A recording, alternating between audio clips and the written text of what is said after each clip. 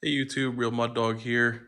Today bringing the Polaris community another video on my 2023 Sportsman 850 Ultimate Trail. As you can see, missing some parts. I have the machine torn down currently, the plastics are taken off. Wheels and tires and suspension is completely out of the machine. The reason being is over the 175 miles that I've owned the machine, I live in the Northeast, we have a lot of rocks. Hitting a lot of rocks underneath the machine on the center skid plate, which is actually metal. So let me bring you in right now and have you take a look. This front skid plate here is plastic. Got a rear skid plate back here, it's plastic. And from about where your clutch cover starts to this crossbar here on the frame, this center piece here is all stamped steel. Now it's welded to the frame. Obviously, they have to have something in place to protect the lower case and the motor and the bottom of the trans. So they have the stamped steel skid plate welded to the frame. It does work pretty good. I've whacked a lot of rocks over the past 175 miles. And I whacked one that just too hard the other day at like 20 miles an hour. So immediately, once I whacked this rock, I got a vibration in both my feet. I knew I pushed this skid plate up into the case. Now, I'm not the first person for this to happen to. A lot of people on the forums have had this happen. Thankfully, it was just enough to push the skid plate up into the motor, didn't crack the case, didn't damage the case, just scratched it up a little bit. I didn't ride it too long like that to give it time, because this is stamped steel. This will wear right through the aluminum very quickly. So let me just show you underneath the machine really quick. This is what it looks like. Here's your metal skid plate, starts about here. It goes actually underneath this this plastic skid plate in the rear as well. Here's your oil drain plug, oil filter. You have a little plate that gets bolted here. Anyway, here and the front edge of the skid plate was all pushed up into the motor, all here.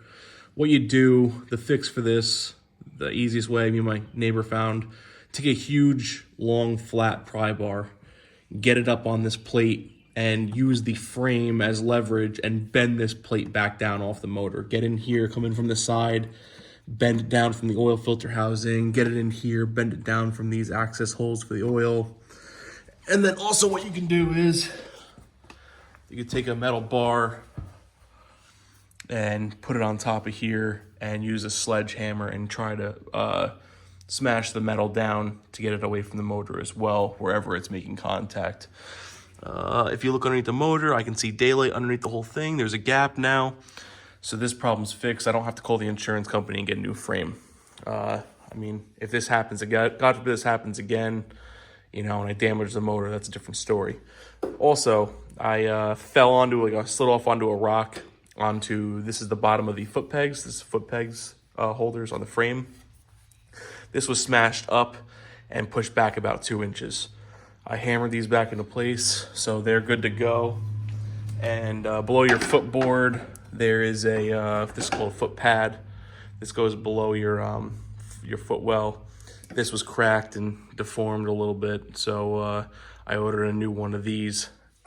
Got that on the way. So got the frame straightened back out. This happens to a lot of people. It's very common, but a lot of people also don't know about this.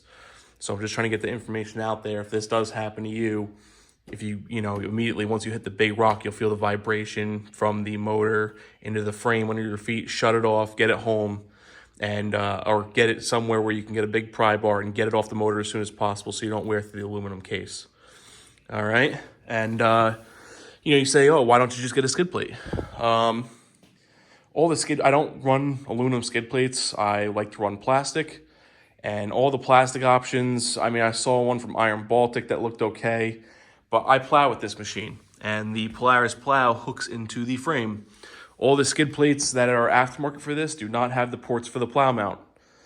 So that's not going to work for me. I use this as a plow machine in the winter, so I need something that's going to work. I don't know if I can cut the aftermarket skid plate to adapt to those holes. I don't have an answer yet. The quickest answer is stock tires right here. These are 27-inch Duros. They actually only measure at 8 PSI at 25.5 inches. They are not 27s. These got to go. I'm going to replace them with either 28s or 29s and get a little more ground clearance that way. Also, the reason why the suspension's out, I'm going to respring the quad. Aftermarket springs get a different spring rate, and I'm 250 pounds, and I run with a heavy toolbox in the back. I get a lot of sag from my weight, and I have the preload cranked all the way up. It's still not enough, so we need a heavier spring rate. So I'm doing springs with this heavier spring rate. That's coming in the next video. I'm going to show you the springs, and also, since I'm going to go up higher with the machine, with the height of the springs and with the tires, I wanted to bump it out an inch. So I got some inch spacers that I'm also going to be running on this. So that's going to be all in the next video. And if you guys have had this problem on your 850 or know someone who has this problem, comment down below, like and subscribe.